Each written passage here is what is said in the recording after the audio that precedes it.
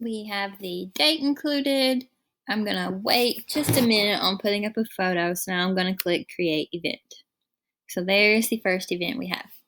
Now we can go add another event, and we're going to include the Declaration of Independence. So we title the event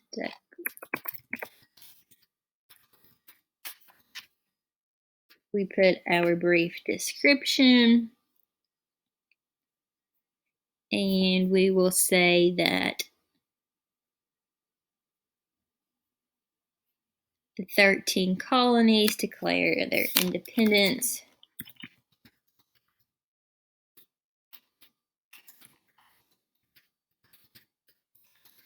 and basic laws are date for our Declaration of Independence, sorry. It would be July 4th, 1776. So it's the 7th month, 4th day, 1776. We create that event. Also up here, you've probably noticed that it says add a time span. So that's something that took place over years or days or whichever.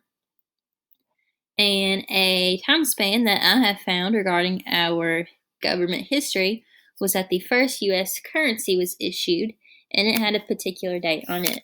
So first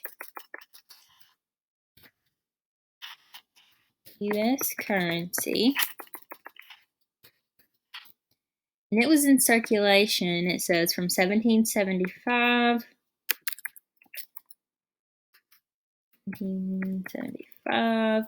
until 1791.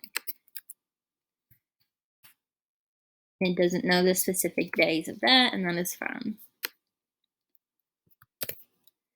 Our brief description is included, and we create a time span.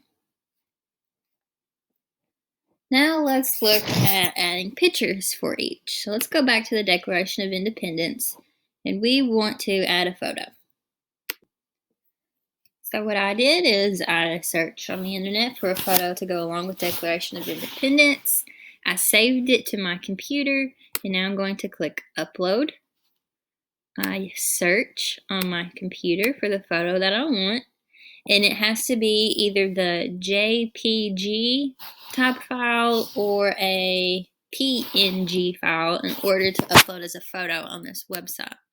So I open that up, and it is now processing, and I can go ahead and click update event so that I can keep working. I don't know if it's just my computer or the program, but it does take a little time for the photos to actually show up on this. Like I said, I don't know if it's my computer or what.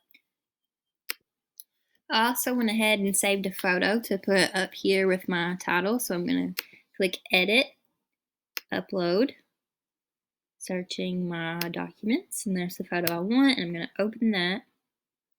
If you decide that you have uploaded a photo on any of your events or the title and you don't like it, then you can always click change or just completely clear it out.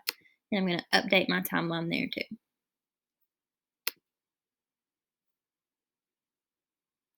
Okay, so both of those are still trying to process.